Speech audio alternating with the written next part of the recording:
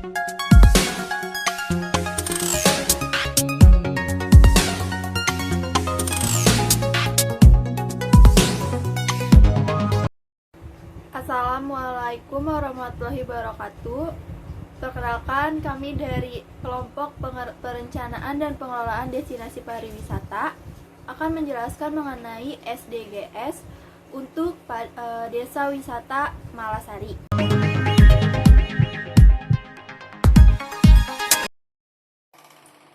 Yang pertama, saya akan menjelaskan mengenai desa wisata. Pengertian desa wisata secara umum adalah aset kepariwisataan yang berbasis pada potensi pedesaan dengan segala keunikan dan daya tariknya yang dapat dimanfaatkan dan dikembangkan sebagai produk wisata untuk menarik kunjungan wisatawan ke lokasi desa wisata tersebut. Nah, bila ada sebuah objek wisata atau dalam bentuk lain berupa wisata yang diselenggarakan di desa tersebut yang akan menarik wisatawan untuk berkunjung, itu akan disebut sebagai desa wisata. Jadi, untuk pengembangan desa wisata itu tidak dilakukan secara instan, atau tidak dilakukan hanya dengan membuat sebuah objek, itu tidak. Jadi, desa wisata itu perlu memiliki konsep pengembangan desa wisata yang harus memenuhi sebuah unsur penting yang tidak lepas dari peran komunitas atau masyarakat sebagai pelaku penting di dalamnya. Jadi, pelaku utama dalam pembangunan kepariwisataan di desa wisata itu adalah masyarakat setempat. Nah, si masyarakat setempat ini dia memanfaatkan sebagai penunjang kesejahteraan masyarakat di sekitarnya.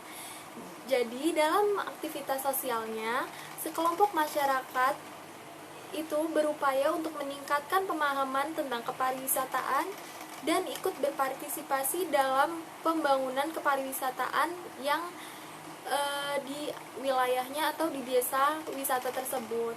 Nah, komunitas atau masyarakat tersebut juga berupaya untuk meningkatkan potensi wisata atau daya tarik wisata yang ada di wilayahnya.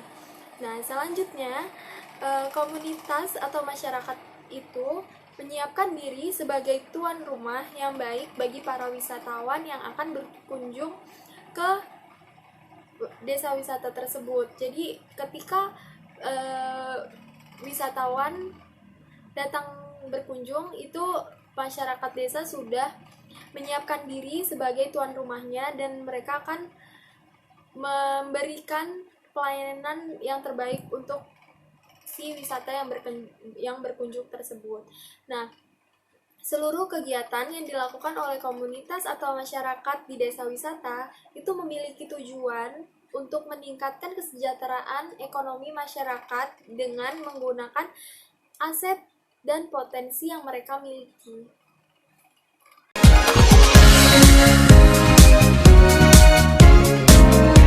Di sini saya akan menjelaskan mengenai pengertian dari desa wisata menurut para ahli. Yang pertama, dari ahli Nuryanti Weindu pada tahun 1993, desa wisata merupakan suatu bentuk integritas antara atraksi, fasilitas pendukung, dan juga akomodasi yang disajikan dalam bentuk struktur kehidupan masyarakat yang menyatu dengan cara dan tradisi yang berlaku di daerah tersebut. Dan untuk dari pengertian Ida Bagus Suryawan pada tahun 2015, desa wisata didefinisikan sebagai bagian atau keseluruhan wilayah yang dapat dimanfaatkan untuk pengembangan pariwisata dan dikelola oleh kelompok masyarakat sekitar tersebut secara berkelanjutan. Dan daripada pengertian Pia Sukma dan Mulyadin tahun 2001, desa wisata merupakan suatu kawasan pedesaan yang menawarkan keseluruhan suasana yang mencerminkan kehidupan sosial, aspek sosial ekonomi, sosial bermasyarakat, dan adat istiadat serta keseharian dari masyarakat tersebut, serta memiliki tata ruang desa yang khas atau kegiatan yang menarik serta mempunyai potensi pariwisata seperti atraksi, akomodasi, fasilitas, dan juga sarana prasarana pendukung lainnya.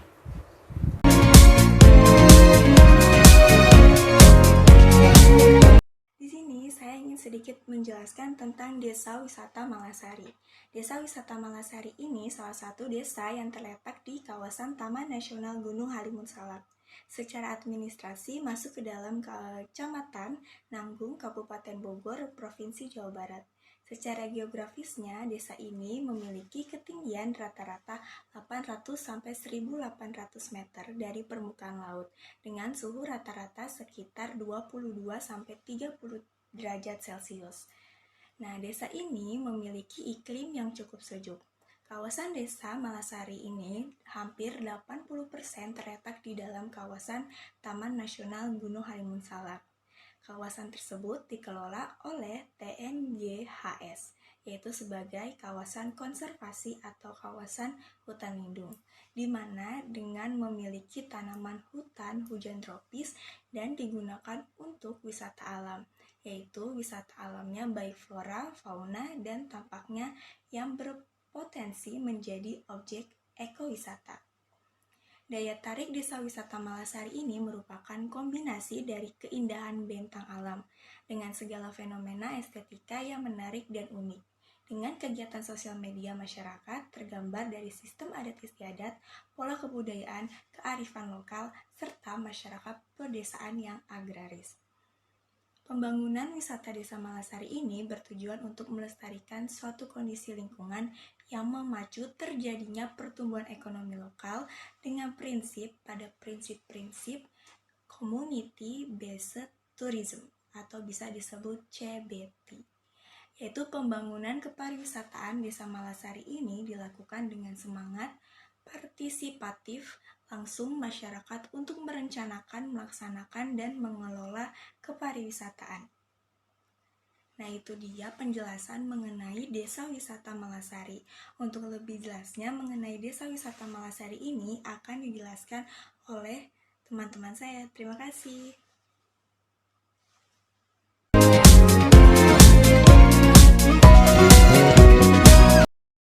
Potensi sejarah berubah menjadi desa pada masa kepemimpinan Bapak Ining yang pemerintah pada 24 tahun. Kala itu politik nasional masih bergejolak, di mana pihak kolonial Belanda masih belum mengakui kemerdekaan Republik Indonesia. Maka melalui tentara sekutunya Belanda melakukan agresi militer II dan berhasil menguasai wilayah perkotaan termasuk wilayah Kabupaten Bogor. Oleh karenanya, Bupati Bogor ketika itu Hr. Ipik Ganda nama Sumawinata menguasai ke desa Malasari dan memimpin pemerintah dari tempat pengungsiannya tersebut selama kurang lebih 2 tahun. Adapun bekas pengungsiannya sehingga kini dilestarikan menjadi situs cagar budaya oleh pemerintah Desa Malasari.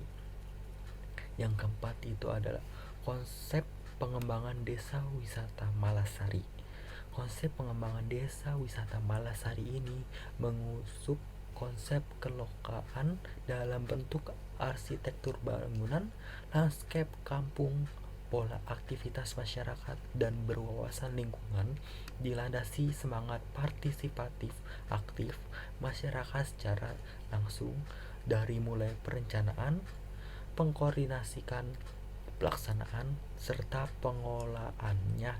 Penguatan terhadap partisipasi aktif kelompok-kelompok masyarakat secara langsung yang bergerak dalam bidang kerajinan seperti gula aren, bobok, madu halimun, dodol Malasari, teh giles Malasari, dan kelompok seniman dengan strategi pemberdayaan masyarakat guna meningkatkan usaha berbasis komunitas yang memaparkan potensi alam, lingkungan sosial, dan budaya yang dimiliki akan difokuskan di Kampung Malasari, Hanjawer, Kopo dan Kampung Cijaur. Pengembangan kepariwisataan yang berorientasi jangka panjang dan menyeluruh sesuai dengan karakter wilayah, kondisi lingkungan, konteks sosial, dan dinamika budaya untuk menciptakan kelestarian dan kesinergisan antara wisatawan dan masyarakat dengan memunculkan hubungan timbal balik dan saling menghargai dalam menempatkan sumber daya yang memperhitungkan kelestarian alam. Nilai adat istiadat, kebiasaan, warisan dan budaya menjadi prinsip dalam pengembangan kepariwisataan Desa Wisata Malasari.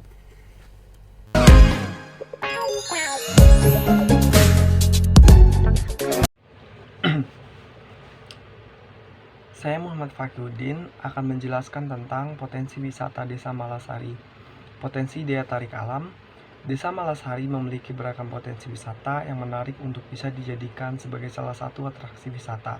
Adapun beberapa potensi yang ada di Desa Malasari adalah sebagai berikut. Kebun teh Nirmala, perkebunan dengan luas sekitar 900 hektar. Keberadaan perkebunan yang dikelola oleh swasta melalui kepemilikan hak guna ini menjadikan kawasan enclave dalam kawasan Taman Nasional. Kemudian jalur interpretasi, Jalan Setapak Cikaniki sampai Citalahap sepanjang 3,8 km dibuat pada tahun 1997. Jalur ini sengaja dibangun sebagai jalur yang bisa diakses untuk kepentingan penelitian primata di Taman Nasional Gunung Halimun Salak. Pada perkembangannya, kemudian jalur penelitian ini menjadi salah satu atraksi wisata yang ditawarkan oleh Taman Nasional bagi kepentingan wisatawan, khususnya wisata yang bertemakan kepada pendidikan dan pelestarian lingkungan. Ada juga Canopy Trail. Canopy Trail memiliki 4 jembatan gantung dengan ketinggian 25 meter dari permukaan tanah. Fungsi wahana ini sebagai wahana pengamatan satwa dan untuk melihat keindahan vegetasi hutan Taman Nasional dari ketinggian. Dan kemudian ada air terjun. Kawasan Taman Nasional Gunung Salak menyimpan keindahan alam yang beragam. Terdapat beberapa curug atau air terjun seperti Curug Cihanjawar, Curug Palet, dan Cikudapeh di sekitar perkebunan teh Nirmala. Curug Piit setinggi sekitar 25 meter dan Curug Macan setinggi sekitar 7 meter. Dan yang kedua, potensi budaya, daya tarik wisata, seni budaya, dan kerajinan. Pagelaran Serentahun. Upacara adat Serentahun merupakan salah satu upacara adat yang dilakukan oleh masyarakat Sunda pada saat panen padi setiap tahunnya. Upacara adat ini mempunyai simbol atau ungkapan rasa syukur masyarakat atas apa yang telah dilakukan dan diraihnya selama bercocok tanam, khususnya tanaman padi. Kemudian ada seni musik tradisional. Seni musik tradisional yang masih ada dan dikembangkan di Desa Malasari adalah gamelan Sunda dan angklung. Gamelan Sunda ini masih dipertahankan dan dilestarikan untuk kepentingan persiapan Desa Malasari untuk menerima kunjungan wisatawan. Selain itu, gamelan Sunda dan angklung sebagai seni tradisional yang merupakan syarat yang akan dipentaskan dalam perayaan Serentahun 1 tahun sekali. Kemudian ada caluk, alat musik tradisional Jawa Barat yang terdiri dari deretan tabung bambu yang disusun berurutan dengan tangga nada pentatonik dan dimainkan dengan cara dipukul bagian bilah atau tabungnya. Bambu yang dipakai untuk membuat alat musik calung berasal dari jenis awi temen atau awi wulung. Dan yang terakhir, tutunggalan, salah satu kesenian khas dari Jawa Barat ini berasal dari aktivitas masyarakat yang terutama dilakukan oleh para kaum perempuan, khususnya ibu-ibu yang menumbuk padi dengan lesung.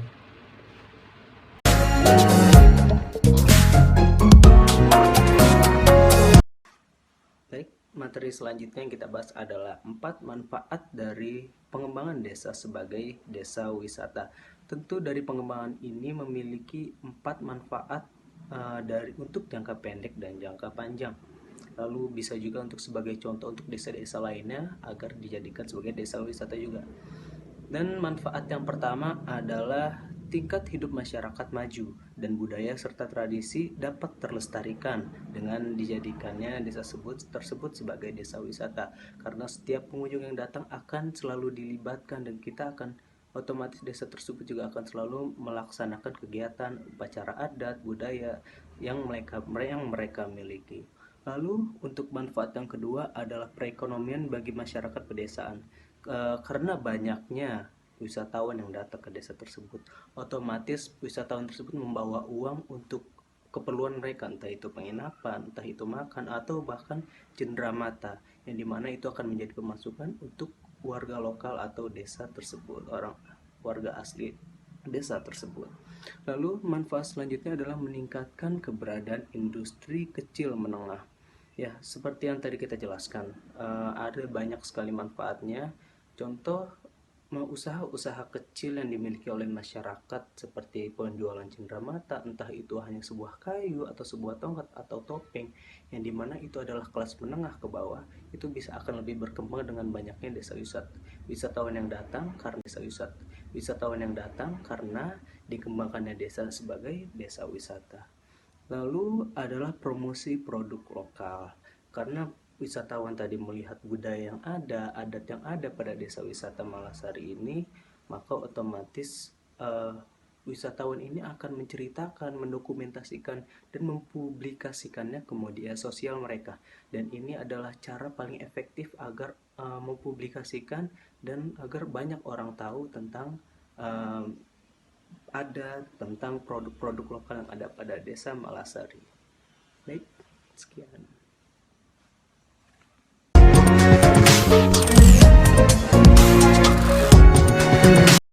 Saya akan menjelaskan pengertian dari SDGs Desa. SDGs Desa merupakan upaya terpadu untuk mewujudkan desa tanpa kemiskinan dan tanpa kelaparan. Saya akan menjelaskan tujuan dari SDGs. Ada 18 tujuan dari SDGs Desa, yaitu desa tanpa kemiskinan, desa tanpa kelaparan, desa sehat dan sejahtera, pendidikan desa berkualitas, desa yang berenergi bersih dan terbarukan, pekerjaan dan pertumbuhan ekonomi desa, inovasi dan infrastruktur desa, desa tanpa kesenjangan, kawasan permukiman desa, desa berkelanjutan, konsumsi dan produksi desa yang sadar lingkungan, pengendalian dan perubahan iklim oleh desa, ekosistem laut desa, ekosistem daratan desa, desa damai dan berkeadilan, bermitra untuk pembangunan desa, serta kelembagaan desa dinamis dan budaya desa yang adaptif, berkelanjutan, inklusif, dan modern untuk semua atau yang disebut dengan affordable and clean energy. Yang kedelapan yaitu untuk mendorong pertumbuhan ekonomi yang berkelanjutan, inklusif, dan keberlanjutan lapangan kerja penuh dan produktif, serta pekerjaan yang layak untuk semua atau yang disebut dengan decent work and economic growth. Selanjutnya yang kesembilan yaitu membangun infrastruktur yang tahan banting, mendorong industrialisasi yang inklusif dan berkelanjutan, serta mendorong inovasi, industri, innovation, and infrastructure. Yang ke-10 mengurangi ketimpangan di dalam dan di antar negara, yaitu reduce inequalities. Yang ke-11 menjadikan kota dan permukiman aman, tangguh, inklusif, dan keberlanjutan atau yang disebut dengan sustainable cities and communities. Yang ke-12 memastikan pola konsumsif dan produktif yang berkelanjutan atau yang disebut dengan responsible consumption and production. Yang ke-13 mengambil tindakan segera untuk memerangi perubahan iklim dan dampaknya, yaitu disebut dengan climate action. Yang ke-14 melestarikan dan secara keberlanjutan menggunakan samudra, laut, dan sumber daya laut untuk pembangunan keberlanjutan atau yang disebut dengan life below water. Yang ke-15 melindungi, memulihkan, dan mempromosikan penggunaan ekosistem darat secara keberlanjutan, mengelola hutan secara keberlanjutan, menerangi penggundulan gunung, dan mempromosikan, menghentikan serta mengembalikan degradasi lahan, dan menghentikan hilangnya keanekaragaman hayati atau yang disebut dengan life online. Yang ke-16 mempromosikan masyarakat yang damai dan inklusif untuk pembangunan keberlanjutan, memberikan akses keadilan bagi semua, dan membangun lembaga yang efektif, akuntabel, dan inklusif di semua kegiatan yang disebut dengan peace, justice, and strong institution. Yang ke-17 memperkuat sarana implementasi dan merevitalisasi kemitraan global untuk pembangunan keberlanjutan atau yang disebut dengan partnership for the goals.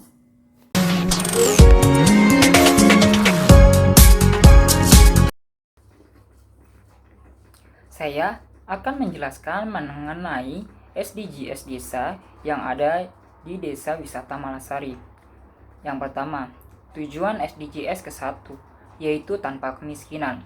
sesuai dengan kebijakan RPJMN 2020 hingga 2024 untuk pengurangan kemiskinan yang dilakukan melalui dua strategi utama, yaitu penurunan beban pengeluaran melalui bantuan sosial serta peningkatan pendapatan melalui program ekonomi produktif. Desa Wisata Malesari membuat strategi tersendiri untuk pengembangan kepariwisataan dalam meningkatkan ekonomi masyarakat setempat yang berorientasi jangka panjang dan menyeluruh. Pengembangan dan pembangunan kepariwisataan Desa Wisata Malesari ini bertujuan untuk melestarikan kondisi lingkungan yang akan memacu terjadinya pertumbuhan ekonomi lokal dan bentuk pariwisata yang ramah, sehingga dapat menjadi simulator bagi sektor lain seperti industri kreatif dan usaha kecil menengah dalam rangka meningkatkan kesejahteraan ekonomi masyarakat dari sektor pariwisata dengan berpijak pada prinsip-prinsip community-based tourism. Yang kedua, tujuan SDGs ketiga, yaitu desa sehat dan sejahtera.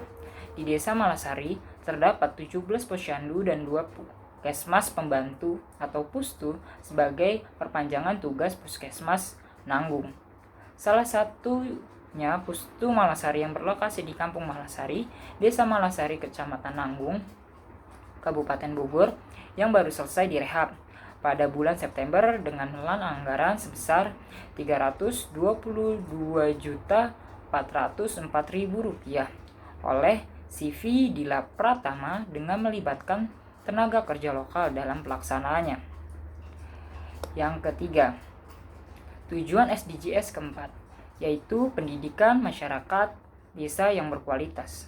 Pada sektor pendidikan, Desa Malasari hingga saat ini memiliki 6 gedung sekolah dasar, di antaranya SDN Malasari 1 hingga SDN Malasari 5 dan SDN Pabangbon. Sedangkan untuk sekolah lanjutan tingkat pertama ada 5 SLTP atau SMP terbuka, yakni dengan memanfaatkan gedung sekolah dasar. Usai kegiatan belajar mengajar bagi siswa SD, barulah gedung tersebut dipergunakan untuk mengajar para siswa SLTP. Tujuan keempat, yaitu tujuan SDGs ke-8, yaitu pekerjaan layak dan pertumbuhan. Sedangkan untuk sekolah lanjutan tingkat pertama ada 5 SLTP atau SMP terbuka, yakni dengan memanfaatkan gedung sekolah dasar. Usai kegiatan belajar mengajar bagi siswa SD, barulah gedung tersebut dipergunakan untuk mengajar para siswa SLTP. Tujuan keempat, yaitu tujuan SDGs ke-8, yaitu pekerjaan layak dan pertumbuhan ekonomi desa.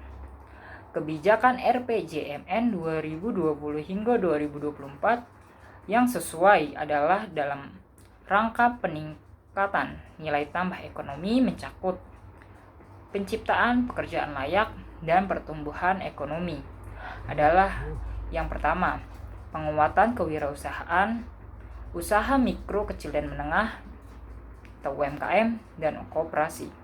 Dan yang kedua, peningkatan nilai tambah lapangan kerja dan investasi di sektor real dan industrialisasi.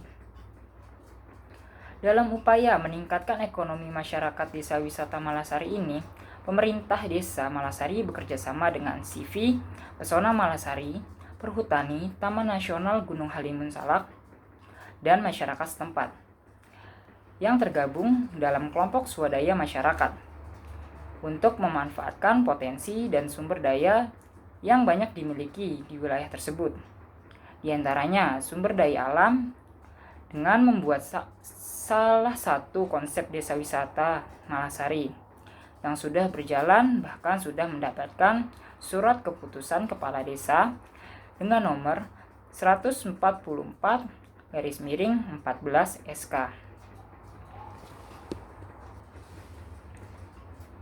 Yang kelima, tujuan SDGs ke-16, yaitu mengenai mempromosikan masyarakat yang damai, inklusif, untuk pembangunan berkelanjutan, memberikan akses keadilan bagi semua dan membangun lembaga yang efektif, accountable, dan inklusif di semua tingkatan. Pada pembangunan kepariwisataan Desa Wisata Malasari juga dilakukan dengan semangat partisipatif. Masyarakat secara langsung dilibatkan untuk merencanakan, mengkoordinasikan, mengontrol, melaksanakan, dan mengelola pariwisata sebagai wujud keseriusan dan kesiapan masyarakat. Dan pemerintah Desa Malasari untuk mendukung keberhasilan pengembangan desa di Desa Wisata Malasari. Sekian presentasi dari kelompok kami, kelompok Desa Wisata Malasari.